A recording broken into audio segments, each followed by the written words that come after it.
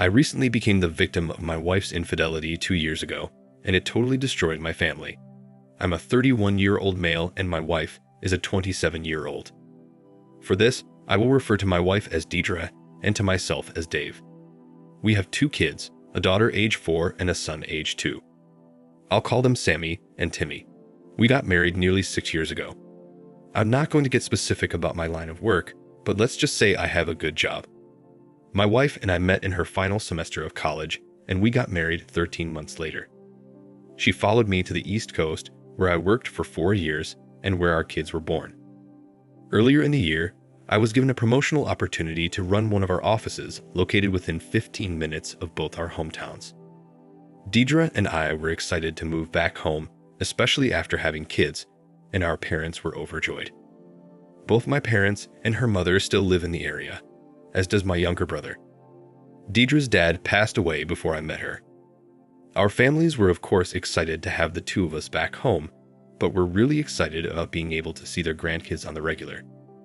As things worked out, my mom and dad had recently moved into a new home in a 55-plus community and were planning to keep our family home and rent it out for income. Our family home is a historic structure and is just a beautiful place, sitting on over 3 acres of land with a small creek flowing through the wooded lot on the back of the property. Instead of buying a house, Deidre and I decided to move into the family home and pay rent to my mom and dad.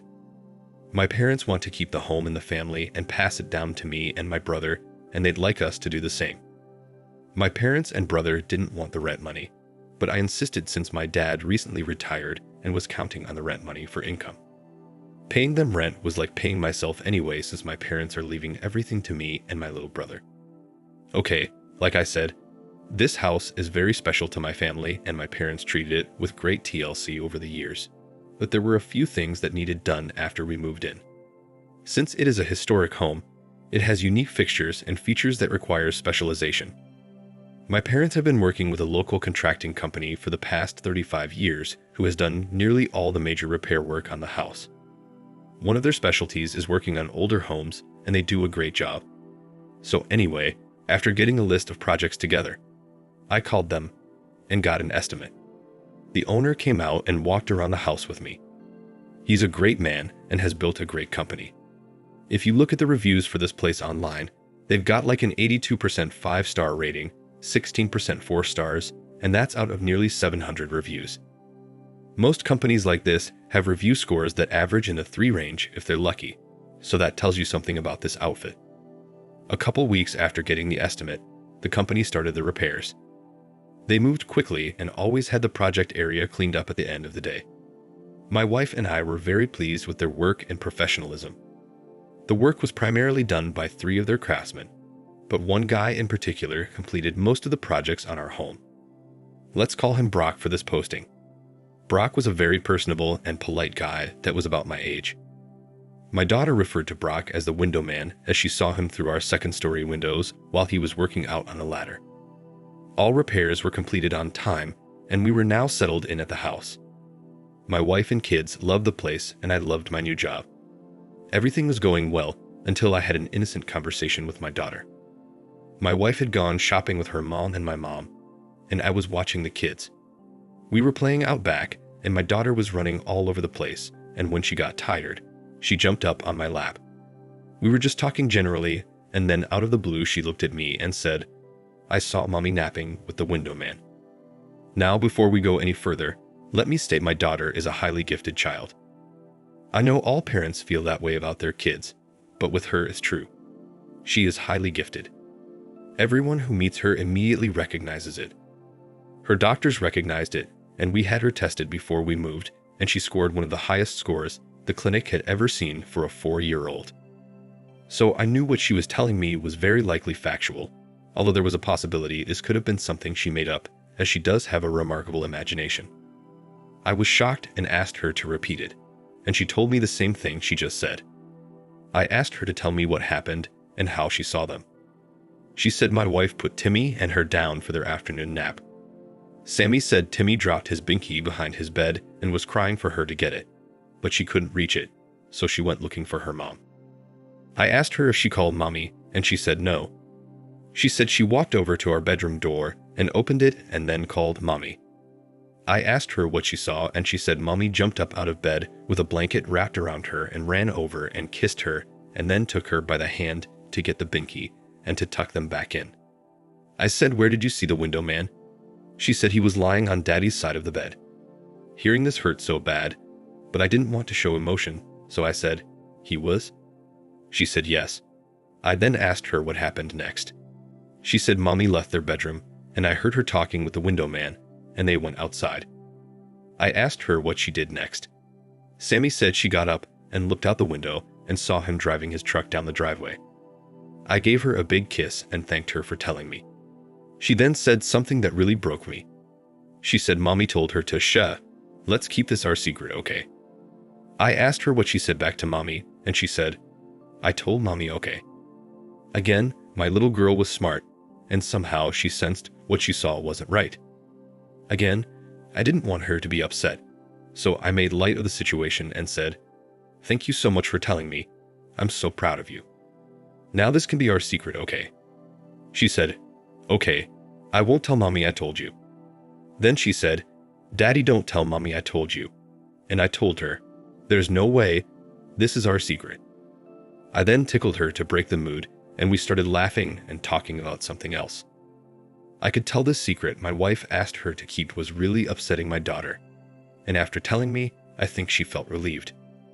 My wife came home with our moms in tow, and she summoned me to come inside with her while our moms went out on the back porch to watch Sammy and Timmy. When I got outside, my wife showed me a gift she bought for Sammy. It was a gift Sammy picked out for her birthday, which is not until October. I asked why she bought it now, and she said she wanted to give it to her now. This was surprising as Sammy wasn't asking about this gift and was not expecting it until her birthday. Also, my wife and I have a clear understanding with Sammy of when she will get large gifts. She knows it's only on her birthday and Christmas, and she accepts this, and like I said, she has never mentioned the gift again, since she chose it a couple months ago. My wife justified the purchase saying, "She's such a great kid and has been so good lately, I wanted to reward her." I hope you're not mad. I told her I wasn't mad, but I immediately sensed this was a bribe of sorts for Sammy to keep my wife's secret. When my wife gave Sammy the gift, Sammy was concerned and said, "I wasn't supposed to get this until my birthday. What am I going to get then?" Deidre told Sammy, "You've been such a good girl, Mommy and Daddy want to give you this now." Sammy surprisingly said, "No, I want to keep it until my birthday. I don't want it now." My wife kept coaxing her to open it, but Sammy didn't want to and looked at me for backing. I spoke up and told Sammy, "Let's take this upstairs and put it in your closet." My wife was stunned by Sammy's reaction, but it didn't surprise me. Like I said, she's very smart, and she didn't want that gift until her birthday. We took the gift upstairs to her closet, and she seemed relieved to not have to open it. When Sammy and I came back downstairs, my dad and brother had arrived, so we spent the rest of the day eating and enjoying family time. I was going through the motions and having fun with my family, but my mind was preoccupied with what Sammy told me. Later that night, I was going to confront my wife, but decided not to, since if what Sammy said was true, my wife would likely deny it. Instead, I told my wife I needed to wake up early Sunday morning to do some work for my company using our home computer. She was fine with this and asked if I wanted her to get up with me to keep me company, and I told her no. When I woke up, I did a complete check on our home computer and there was nothing. Then I went on her phone and entered her password, and again nothing. I thought to myself, did Sammy make this whole thing up? She could have, but her details were too descriptive not to be true. The rest of the day we spent over at my parents' visiting with my aunt and uncle who had flown in from out of town. I hadn't seen them in over 2 years, so it was good to visit with them, and to introduce them to Timmy, who they had not yet met. We had a great day, and everything appeared to be normal with Deidre. She was her ever-loving self and showed no signs of anything.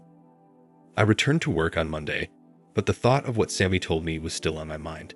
So several times during the day, I drove over past my home to alleviate my suspicion.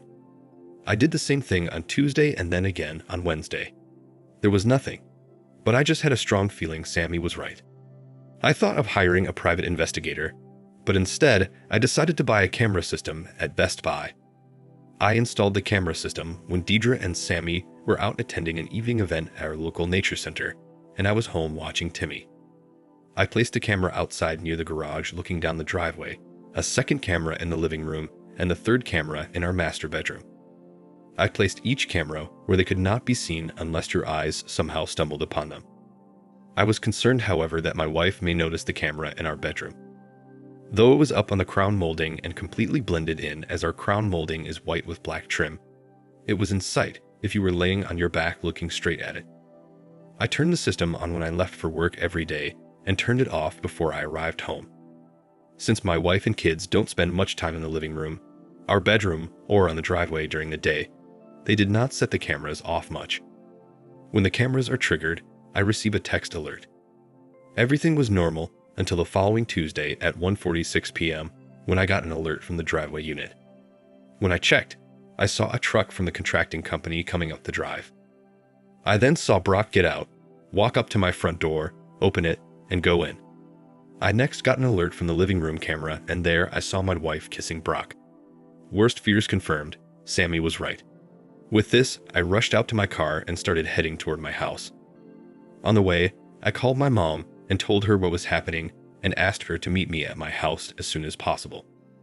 My brother, aunt, and uncle were also there, and I told her to bring them. On the way over, I spoke with them on the phone. By this time, I had gotten an alert from the bedroom and knew what was likely happening there. I was really upset but held it together, giving instructions to my family. I told my mom and aunt I wanted them to take the children outside when I confronted Deidre. I then asked my uncle and brother if they could accompany me in my bedroom when I confronted Deidre. I explained I wanted them as witnesses and to prevent me from doing something violent. They readily agreed. We parked on the driveway down from the house, blocking Brock's truck in, and walked up to the front door. The door was unlocked, and we all entered the house. Our bedroom is on the back of the house, so there was no chance the cheater saw or heard us approaching. I led the way with my brother and uncle right behind me, and my mom and aunt behind him. The noise from the bedroom drowned out any noise we were making walking up the stairs and down the hall to the bedroom. My heart was beating out of my chest at this point. I motioned for my mom and aunt to go past us to the kids' room. I then looked at my uncle and brother and asked if they were ready, and they nodded yes, and with that I opened the door and walked in. My wife screamed, "Oh no, oh my God." And with that, Brock dismounted and fell back on the floor, started apologizing and reaching for his clothes. I had my phone out and was filming and said nothing. I just stood there in silence, moving my phone camera back and forth. Brock continued apologizing and getting dressed, while my wife had the sheets pulled up to her face and was crying, saying, "This wasn't supposed to happen. I didn't mean to hurt you, Dave. I love you so much, I'm so sorry." After a couple minutes, Brock was fully dressed and sat on the floor with his hands covering his face and was continuing to apologize while my wife kept crying and apologizing. I told Brock to get the F out and he quickly left. Before leaving, I told him, "Don't think about taking your truck. We have it blocked in, and I will be calling the company to come and pick it up." I then called my mother-in-law and explained to her what just happened and told her to come over and pick up her daughter. My wife was still laying in the bed under the covers, pleading with me not to make her go. I ignored her. My mother-in-law arrived shortly thereafter, and when she did, my uncle, brother, and I left the bedroom. I then heard my mother-in-law yelling at my wife as she sobbed. To my surprise, my wife left the house without incident. When she left, she rushed out with her head down crying and didn't say anything. I think she was in a total state of shock and was also highly embarrassed. My mother-in-law apologized to me, gave me a big hug and kiss, and told me she loved me. After they left, I went out back to see my kids and then called the contracting company. After I explained the reason for my call, they put me through to the owner's cell phone. He apologized profusely and said he would see to it that his company did everything they could to make this up to me. I thanked him and ended the call. About an hour later, the company dropped by with someone to pick up the truck. Brock was nowhere in sight. The following Monday, I took the day off and met with a lawyer to start divorce proceedings. I also secured an attorney from the same firm to handle the situation with the contracting company. While I respect the owner and the company he's built, I want to receive some level of compensation for the damage their employee inflicted on me and my family. From that day, I didn't speak a word to my wife. She's called and texted me nonstop, apologizing, begging forgiveness, and asking me for a second chance, but that's not happening. Against the advice of my attorney, I've moved all my wife's stuff out and had my brother and a friend of his take it to her mother's house. The way I got things working was that my wife and her mom come to my house at 6:30 a.m. Her mom comes in and my wife waits in the car until I leave for the office, then she goes in. I work until 5 o'clock and then head out to grab dinner at a restaurant, and then come home at 6:30 p.m. My wife and her mother have dinner with the kids before I arrive back home. When I'm about 5 minutes out from the house, I call my mother-in-law to advise her. My wife then goes out to the car while her mom stays in the house with the kids. When I arrive, I ignore my wife sitting in the car and go straight in the house. I usually talk to my mother-in-law for a few minutes to recap the day before she leaves. I then spend the next 12 hours with my kids and repeat this cycle 7 days a week. I know this may seem extreme to some, but I wanted nothing to do with my wife. If I could, I would have banned her from ever seeing my kids again, but I know that wasn't happening. I had extreme anger for what she did to me. The fact she had a strange man in my bed while my kids were in the next room, then instructed my daughter to lie for her, that is beyond forgiveness to me. I instructed my lawyer to go for full custody, but she said we would not get it, but we do have a shot of getting 50-50 custody, with my home being designated as the child's primary home. My wife continued to have the mindset that she was going to win me back somehow and kept coming up with new things to offer me, thinking that will sway me. She came up with the idea that I could have a one-sided open relationship with as many partners as I wanted, but she would still remain faithful and would sign a post-nup agreement with those stipulations. She started seeing a therapist 3 times a week and had her mom convinced that she went temporarily insane for a couple weeks, and that was why she cheated. This is a crock of BS. Of course, she knew exactly what she was doing. I've since read that the claim of temporary insanity is a ploy women sometimes use to try to excuse their cheating. I didn't buy any of that, and I didn't speak a word to her. My mother-in-law asked me several times if there was any way I could forgive and reconcile with her daughter. I love my mother-in-law and didn't want to get into a discussion with her, so I just told her that I could not. As for the idea of my wife being sorry, I do believe she was sorry. Sorry for herself, that is, and sorry she got caught. I think in her twisted mind, she thought betting Brock was okay as long as she did not let our relationship suffer. She had the nerve to send me an email explaining how even during the affair, she always gave me 100% of herself, including 100% of her body. As time went, I remained focused on getting divorced as quickly as possible. She grew more and more desperate as she tried daily to talk to me, but I only communicated via email and only about our children. When she brought the subject of our relationship, I simply replied each time that our marriage was over and that we will only have a co-parenting relationship. Well, fast forward a few months later, and I finally divorced Deidre. The process, however, was much more difficult than anticipated and was filled with drama, which delayed the final proceedings. My mother-in-law told me that she started talking about ending it all and saying if she didn't have me, she wouldn't want to live. My mother-in-law asked if I could speak to her, and I resisted, but eventually met with her in the presence of my mother-in-law and my mother. In the meeting, Deidre elaborated on how sorry she was and told me everything she was willing to do for me if I just give her a chance. She kept asking me to just give her 6 months so she could prove herself. I let her go on until she was talked out, and when she was finished, I told her that I no longer see her as a romantic partner and was not interested in any form of reconciliation, even if it was just for one day.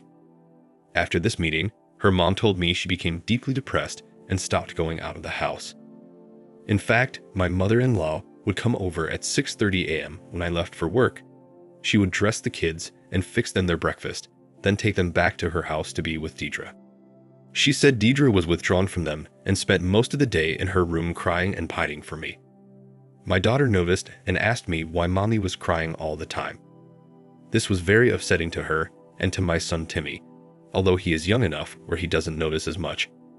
I explained to Sammy that mommy and I are living in separate houses now. I told her that she, Timmy, and I are living in our house and mommy is living with Grammy. After I explained this, she was okay. Her primary fear was that she would be moving to Grammy's house too. She loves her Grammy and her mom, of course, but I think she loves me more. She was worried about moving out of our house and leaving me in her room and the creek where she likes to play. I told her that would never happen. After hearing this, she was fine. The drama with Deidre didn't stop there though. As the date for our final divorce hearing grew closer, Deidre became more desperate and was calling and texting me multiple times per day while I was working, reiterating all the things she will do for me and how I would be the happiest man in the world if I'd stay with her, and she'd promised me that. I'm paraphrasing now, but you get the picture. Well, the day before the hearing, I got a call from my mother-in-law informing me that Deidre was rushed to the hospital by ambulance. They thought she was having a heart attack. She was admitted and tests were run. In the end, it was determined that she was suffering from severe dehydration. Her mom told me she hadn't eaten anything for the past 3 days, but said she was drinking water. Apparently, she wasn't and got severely dehydrated. I think she did this purposely to delay the final divorce hearing. Well, her shenanigans worked as the hearing was delayed until after the first month of the year, then was delayed again due to weather. Finally, in early March, the hearing took place and I was granted a divorce. Overall, I think I made up pretty well, all things considered. We are in an at-fault state, and I have video proof of Deidre's cheating. The videos were not necessary, though, as Deidre and her attorney gave a full written confession to the judge. In terms of the division of assets, I ended up keeping nearly 63% as the judge allowed me to retain everything I brought into the marriage. Even so, Deidre ended up getting $71,000 from me as well as child support, but no alimony. Like I said, I made out pretty well, but the idea of paying child support to her just burns me. We split custody 50-50 with my home being the primary home. I'm paying my 50% and also paying her 50%. How is this fair? Shouldn't she have to contribute? The court system seems to be totally rigged against fathers. So that's where we are today. We still have the same 6:30 a.m. to 6:30 p.m. arrangement 7 days a week, and it's working well, especially for my kids as they get to see both parents every day. I'm back on speaking terms with my ex, but only about our children. If she asks me how I'm doing, I just redirect her and say let's keep it to the kids. Now to answer a question I've gotten from many respondents here. Have I told anyone else about the conversation I had with Sammy where she told me mommy was napping with a window man? The answer is no, and I don't plan to. At least not any time in the foreseeable future. I promised Sammy that was our secret and that it will remain. As for Sammy, I may end up telling her in 20 or 30 years, but for now, I hope she has completely forgotten whatever she saw. She has never mentioned it to me again and seems as active and happy as ever, so I don't plan on discussing it with her again. That's the end of my story. Not a happy ending, but just about as good as you can get considering the circumstances. Dave. Thank you for watching. Like, comment, and subscribe if you enjoyed the video. Until next time, I'll see you again. Take care.